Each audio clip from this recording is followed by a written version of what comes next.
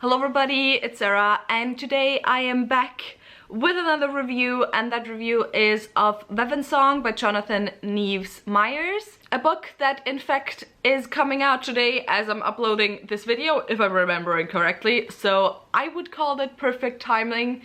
Not 100% on purpose, because this was supposed to be uploaded on Sunday, but I just did not have the time nor the spoons to film and edit over the past few days. But that's another thing. I was given an e-arc of this book in return for an honest review, and so that's what this is, I guess. And first of all, of course, we have to start with talking about what this book is about, actually. This is what I would call an adult post-apocalyptic sci-fi, and the setup of the book is that a few decades ago, these beings invaded Earth. Humans started calling them lightbirds, and basically in a one-on-one fight, humans have no chance to win against one because they are bigger, faster, stronger, etc. The only way a lightbird can be hurt or injured is with water, which basically just kind of dissolves them. It hurts them. And so our main character of the story is Marla, who around the time of the invasion of the lightbirds was found in the cave. Now she's all grown up, and humans have started living under the water because lightbirds can't get there. So humans have started living under the water in those giant cocoons, and basically everyone's space and role in society is predetermined by the people who are in charge. Marla has been told that she is a teacher. She does not have a lot of fun being a teacher. She in fact hates it, and so she's just kind of living life day to day, going out to party at night, and that is it. However, one day strange things start happening to her, and that's kind of all I want to say on the plot of the story, because everything more, I would say, goes into spoiler territory. So now that we know what the book is about, let's talk about my thoughts on the book, as always starting with negative thoughts and then going into positive thoughts, although in this one I will also have some stuff where I'm like, this is kind of neutral, and it really depends what type of reader you are if you're gonna enjoy this or not. So overall, I gave this book 3.25 stars. That, however, wasn't really due to any big particular negative things or any dislikes of the book. A 3.25 star book for me really can be everything. It just means I didn't love the book, but I still probably enjoyed the book. Or on the other hand, it can mean that I didn't particularly enjoy the book, but I still think it's a really good book. However, this one was the first category. I did enjoy the book. I did have a really good time with the book. It just didn't slip into the I really loved it type category.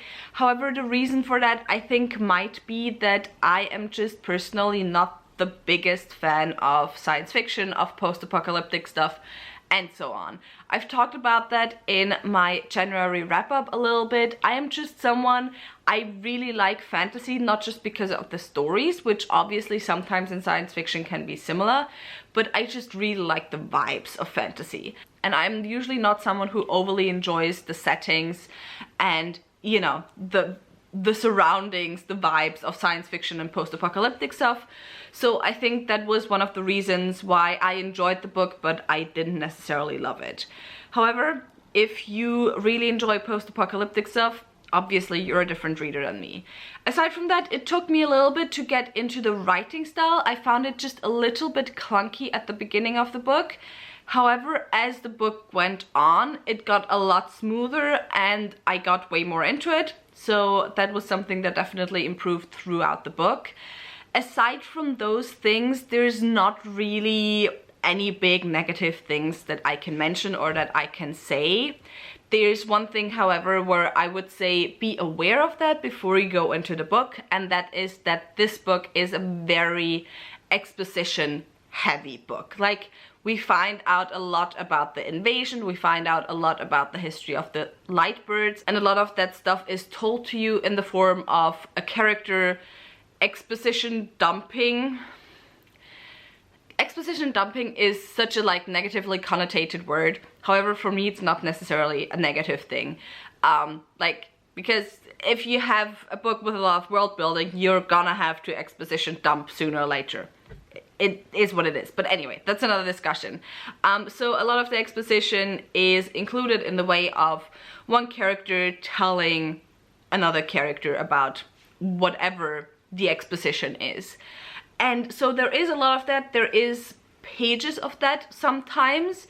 And so if you're someone who really likes there to be minimal exposition, I mean, I don't want to say this book isn't gonna be for you, but be aware of that before going into it. On the other hand, if you're someone who really likes a lot of exposition in terms of the background of the world, in terms of the background of characters, and of the background of, you know, the situation that we find ourselves in, then this definitely will be the book for you, because there is a lot of that and it really makes the world feel very alive. And with that, we're also already at the positive stuff that I had with this book. I really enjoyed the world building.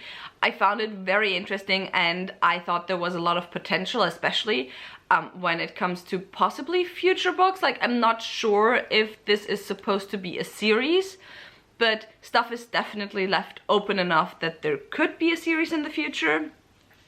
Aside from that, I think the strongest part in this, which funnily enough is something that I just see with a lot of self-pub books that I have read in the past few years, the strongest part definitely is the characters. I really liked Marla. I really liked her brother as well. I loved her brother as a character. I found him to be so interesting.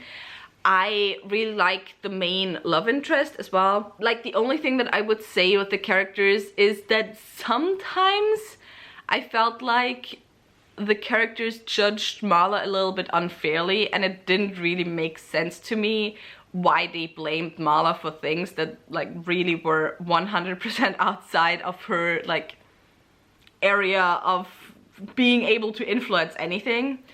But yeah, aside from that, I really love the characters.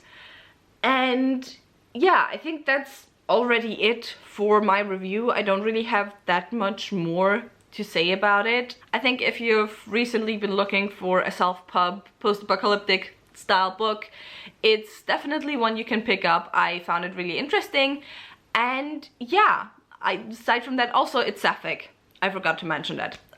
The main love romance thing is sapphic. Our main character is bisexual, which always is a plus in my book. And yeah, aside from that, tell me in the comments down below if you're interested in checking out this book. If you enjoyed this video, maybe think about giving me a thumbs up and also maybe subscribing. All the links to my social media as well as to my book club are left linked down below, so go and check those out. And I hope I'll see you very soon. Bye!